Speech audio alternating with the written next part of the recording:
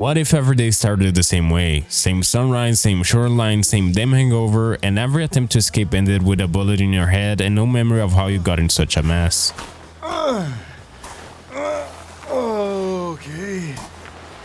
How the fuck did I get here? On top of that, add a bunch of merciless killers trying to murder you for God knows what reason, and you have hell on earth that loops over and over again, crushing our foolish hopes to ever escape it.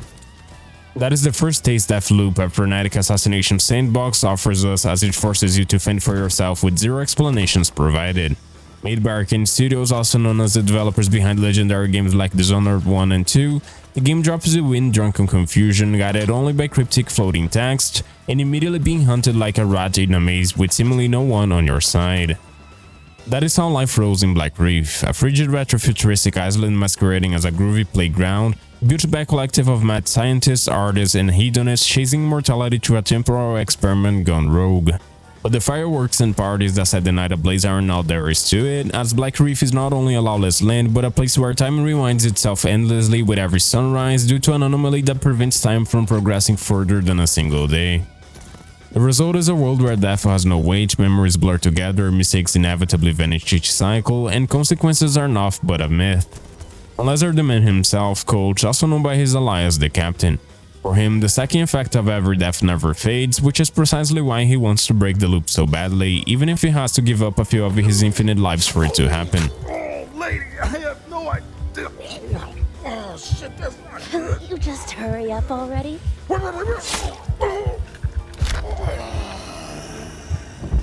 But whether that is the right thing to do, there is no way for us to know, and that is why it will be important to tread carefully and gather as much intel as needed to avoid falling headfirst into even more trouble. With that in mind, Deathloop leaves us with a single objective, a hit list of high-profile figures who collectively maintain the loop's integrity, known as Visionaries. And to keep things spicy, there is even a stalker named Juliana who delights in messing with us at every opportunity and will do anything to keep us from reaching our goals.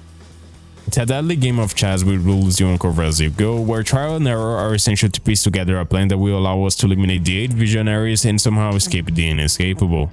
However, as we know, the path to salvation isn't always so straightforward, and getting to the point where all the pieces are aligned won't be so easy. Suffice to say, Deathloop is more than a first-person shooter with a time gimmick slapped on top of it.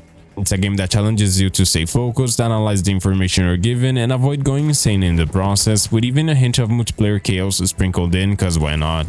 Add to that a stylish presentation with a sleek art direction and a killer soundtrack that oozes personality, and you get something that looks and sounds cooler than it often feels to play, and we'll soon find out exactly why.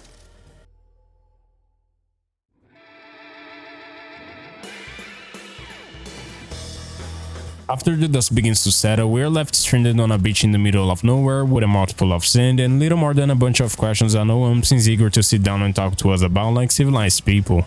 That said, the early hours of Deathloop feel kind of like trying to solve a crossword puzzle with both your hands tied behind your back. What I mean by that is that there is no gentle onboarding. You're immediately tossed into a frenetic routine of exploring and getting blasted to the afterlife over and over again while trying to figure out where to go, what to do, and why every living soul on the island considers you as their mutual enemy. Okay, I'm gonna drop you now. Wait, no, wait! No! And as the sole target of a gigantic manhunt, it's honestly best to avoid picking unnecessary fights early on, at least until we're able to turn enemies into a fine red mist without worrying too much about ourselves. What keeps things from devolving to a frustrating mess where you're the only clueless dude around is how the world compels you to explore by daring you to make sense of its intricacies and figure out the clues that get you closer to your quest without having to babysit you for the show to roll. There's a genuine thrill in figuring out how the time mechanics work, how choices made in the morning ripple into outcomes in the evening, and how bits of information picked up in one location might connect to unlock a new lead somewhere else. But I have to say, once that sense of novelty begins to wear off, the game's clever deja vu hook starts to show its ugly side. What derails the whole thing is that, for all its talk, this is a very linear and rigid game despite the notion that playing with time gives you a universe of possibilities. And to add salt to injury, the loop structure revolves around tons of backtracking, and as such, it comes with a gigantic downside, that being terrible repetition. And believe me, it's not a joke when I say that with only 4 areas to explore, you will be walking in circles most of the time, retracing your steps and chasing clues that may or may not help you move forward. What felt like brilliant design during the first hours morphs into a massive bore by hour 20, which to me was a massive letdown. And while the narrative is designed to make up for this repetition through the cadence of small wins, which sate our curiosity, the gameplay doesn't come close to evolving at the same pace. For instance, the encounters are not dynamic in the slightest and usually play out the exact same way, with the only difference being that you have a lot more knowledge and experience than before, and thus is able to overpower your targets with more ease each time. There's no changing tactics from your enemies, no adaptive challenge that surprises you, no master plan that trips you at the finish line. Once you crack the code of the static patrol routes, discover a few hidden paths, and grab some trinkets that make cold near invincible, you're mostly set for the rest of the game, and the sense of urgency vanishes along with your worries about meeting your eventual demise. This issue is amplified by the fact that you're granted 2 extra lives per loop, allowing you to die and retry twice with little consequence, which further removes any urgency or tension from the picture. Still, it's hard to deny how engaging the game feels until the point you realize you're pretty much chasing an invisible carrot on a stick. The writing is surprisingly witty, the aesthetics are incredible from top to bottom, and the structure of quests conveys the idea that only players who are good at playing detective will be rewarded for their efforts. Myself? Her. It's a tape of her. Juliana? No, man, our girl, Lila. When we were here before. You don't remember. No. It'll come back. And when you manage to chain together key pieces of information across multiple timelines to solve a larger puzzle, it actually feels earned, not just handed to you on a silver platter. That said, the frequent information dumps can be overwhelming sometimes, making it hard to keep track of everything without letting a few details slip through the cracks. This was quite common in my experience, as I kept forgetting names along with why I should care about them, only to later be surprised when learning why they were important to begin with. Another issue is that sometimes the level of handholding is inconsistent, as the HUD presses you to move in one specific direction, while leaving other tracks vague to a fault. This uneven pacing can be annoying, especially in moments when the game feels like it's solving itself for you, while in others it leaves you stranded in a fog with no clear indication you're making a mistake or not. It doesn't ruin the experience, but it creates a sense that the game is being purposefully obtuse for loops to stretch longer than needed to waste as much of your time as possible. Even though it leaves a lot to be desired in multiple aspects, Deathloop manages to carve out a distinct identity that's not just about doors locked with codes you won't find until you read online how to open them, or notes that hint at plot points that will never go anywhere. This time I'll let you see yourself out. Yup, we dated. Why are you doing this? It's about how you use time as a tool to manipulate events and find opportunities to twist the odds of coming out on top in your favor. Hot takes aside, every time you learn something new, big or small, you feel you're closer to the promised big reward, which we interpret as being explanations to every single one of our questions. But whether the payoff for enduring until the end makes the journey worthwhile is a topic for later.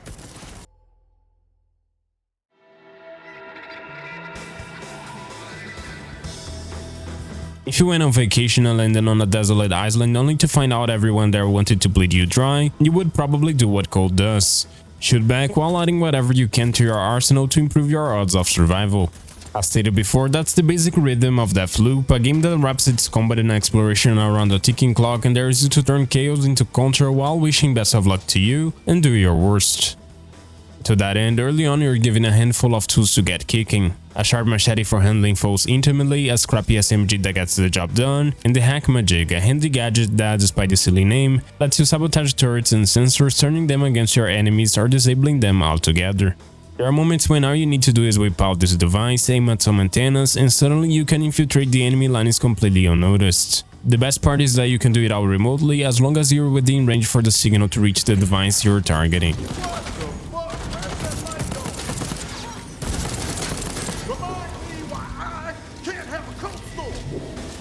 As for the gunplay, there's not much to say other than it is tight and precise, and controls are responsive, making every encounter feel mechanically on point. Likewise, while I must say that Deathloop doesn't do anything revolutionary, it absolutely succeeds in making the weapons we collect feel sufficiently distinct. Divided into classes, each one fulfills a specific niche. Pistols and nail guns for cleanly getting rid of enemies, shotguns and SMGs for the carefree, and rifles for those who enjoy dropping targets with a single bullet. Thankfully, better guns smoothed out these kinks and even come with special enchantments like a lower bullet spread or the ability to drain enemy health, all of which are amazing for enhancing our offense. This means that hunting for upgrades at your earliest convenience becomes a necessity, not just a pastime activity, and this is especially noteworthy when these upgrades come with sleek design variations that make each weapon look and feel unique. After all, even if there's no style points, presentation still matters a whole lot when it comes to giving enemies the surprise of a lifetime, whether it's a gift of bullets or explosive fun with grenades. But where the real tinkering happens is with trinkets, both personal and weapon-based modifiers that let you transform your loadout into tailor-made instruments of death. Some boost movement speed, defense, and health, while others grant double jumps, quick reloads, or silence our footsteps. When stacked, they can synergize to make Colt feel like a menace that goes from underpowered to borderline unstoppable.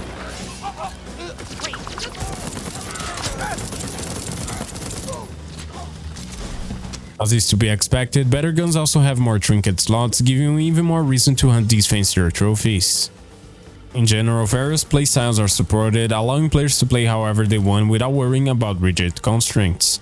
Want to go full assault to dual wielding pistols while dashing through enemy ranks, leaving a trail of destruction in your wake? Well, you can definitely do that with trinkets tailored to that particular playstyle. If you're the kind who prefers to sneak around, you can opt for a quieter approach, using trinkets to silence your movements and go picking off foes one by one with stealthy precision.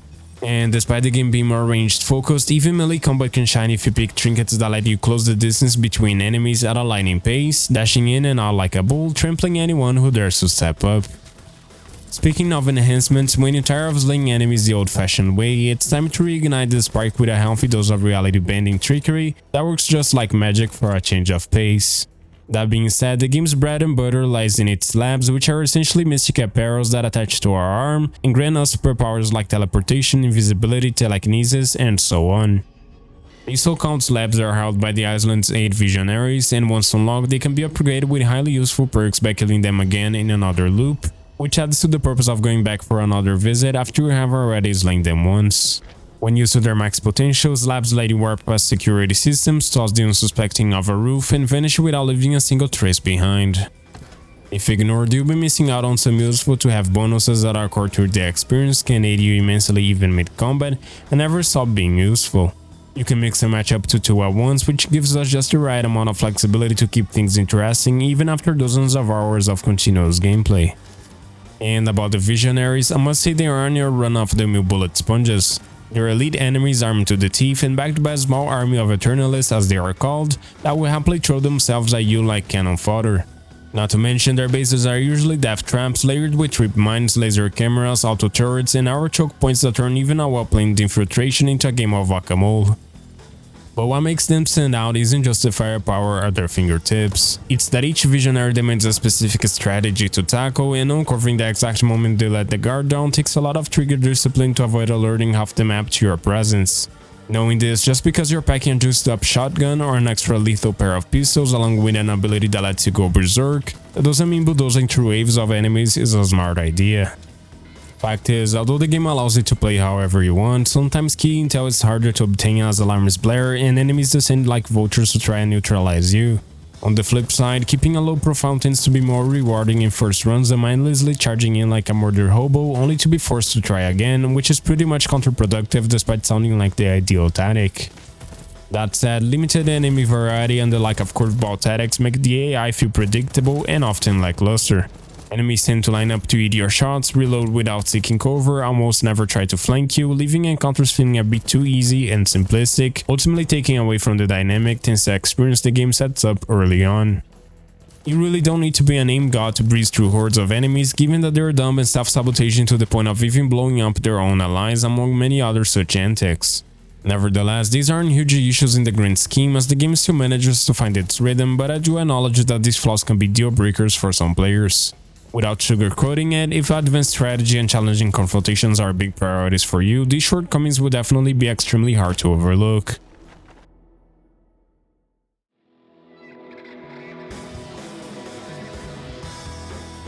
After finding our balance and carving our path through Black Reef, it's only natural to start asking the inevitable. Alright, what's next? The reality is, while surviving the first waves of mayhem is the biggest rush of adrenaline we'll ever get, Deathloop gives its best shot at avoiding falling to an endless pit of monotony. Beyond just shooting, stabbing, and sleuthing, there's an entire network of systems working backstage to keep each loop from feeling like an exact rerun, and they do deserve some form of recognition.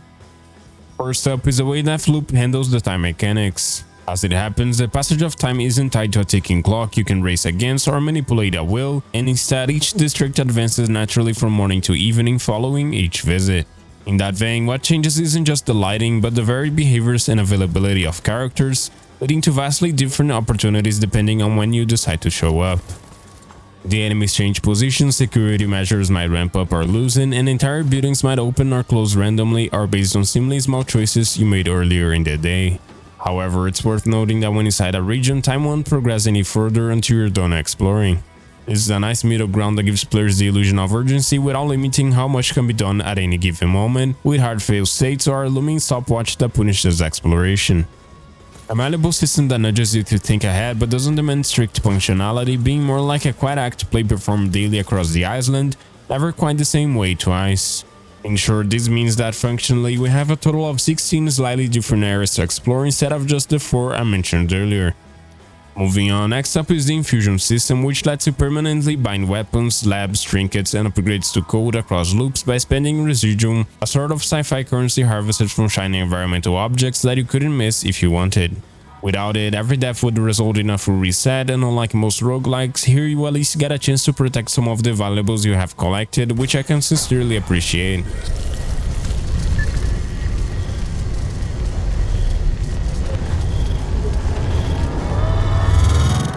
As it is, progression doesn't lean on skill trees or perks as usual, but rather it gives you generous amounts of residuum to ensure you can hoard all the gear you truly love without remorse. It's a system that respects player agency while making sure you never have to start again from zero after every failure. And since we're on the subject of progression anyways, I can affirm that Deathloop gives meaning to knowledge's power. As stated before, every bit of information we obtain, from reading private journals, eavesdropping on conversations, or sneakily listening to audio notes, carries over between loops, making Coach feel like a true time traveler when we can use all of that to our advantage. Therefore, even failure isn't entirely worthless, because the real growth comes from learning a new clue or two, not because you got through an area on your first try but didn't bother stopping to look around often enough to obtain anything useful out of the whole trip for it to be as productive as it could have been. Now, if you're looking for some emotion, worry not, for the invasion mechanic exists purely to keep things exciting. These are the moments when we can get involved with the game's main antagonist, Juliana, also known as Colt's #1 hater, and someone who can crash your party at any given moment without needing a formal invitation. Moving up.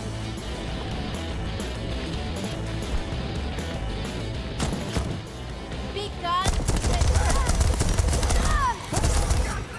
Where's Arkane, whatever now? That felt great. Whether controlled by AI or another player, her sudden appearances usually flip your entire schedule on its head, frequently turning well-planned routines into a total freak show. And because she's bound by the same limitations as the player with access to similar gear and abilities, including the aforementioned labs, it keeps the playing field mostly fair, preventing it from feeling like an arbitrary punishment that exists merely to screw us over. What could have felt like an annoying disruption is instead a tension amplifier, a smart way of keeping our momentum in check and feeding paranoia directly into the gameplay without resorting to cheap tricks.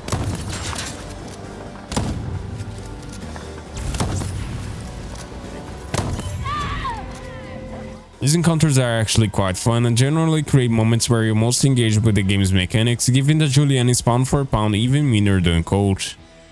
After all, she's been around a long time, so it makes sense for her to know the ins and outs of the areas, including how to use her entire arsenal to at least make us flinch and take the invasion seriously. And not gonna lie, the constant banter between them is also pure gold, blending a weirdly affectionate rivalry into a love-hate relationship that's both funny and genuinely entertaining. All business all the time, aren't you? What is your style exactly? Chit-chatting when I should be killing motherfuckers. Together, these make for a reasonably fun gameplay loop that balances freedom with just enough structure to keep things from falling apart. Even though not every system is perfect and repetition eventually creeps in, at the very least, Deathloop deserves credit for ensuring it's a problem we only have to deal with later down the road. All in all, I really cannot deny how amazing the first couple of hours felt, and discovering everything the game had to offer was for sure incredibly exhilarating.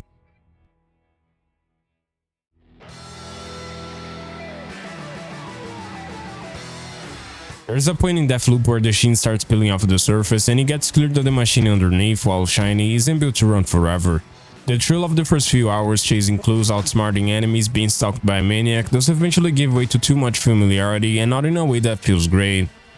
What begins as a mad sprint through Black Reef slowly settles into a much more predictable routine, leaving the back half of the experience feeling a bit more being there, done that than it should. Looking back, it's clear that the game had a strong foundation and the stage was set for something refreshingly different, and in some respects, they did deliver on a few of their promises. I mean, how cool is it that time moves independently between districts with different events playing out depending on when you arrive? How rare is it for a shooter to reward patience and knowledge overpowering through enemies, letting you feel smart for remembering a password or connecting narrative breadcrumbs across loops? Without a doubt, there's real ingenuity in how the mechanics feed into one another. However, as said many times, the pacing starts to deteriorate fast by mid-game and eventually shatters at the very end. Additionally, the late-game payoff, particularly the ending, feels rushed and disappointingly thin compared to the build-up that precedes it. Everything that carried the early hours fades quickly, and when you finally reach the end, there's a strange emptiness to it all.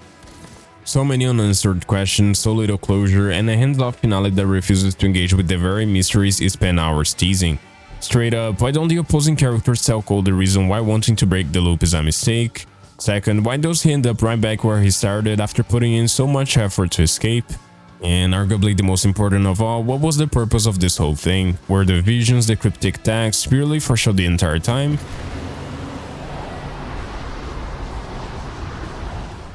Without the satisfaction of a proper payoff, it's hard to know what to take from the journey besides a sense of unfinished business and missed potential. What could have been something terrific turned out to be very shallow. An open-ended shrug disguised as a mic drop, which is pretty inexcusable if I'm being honest.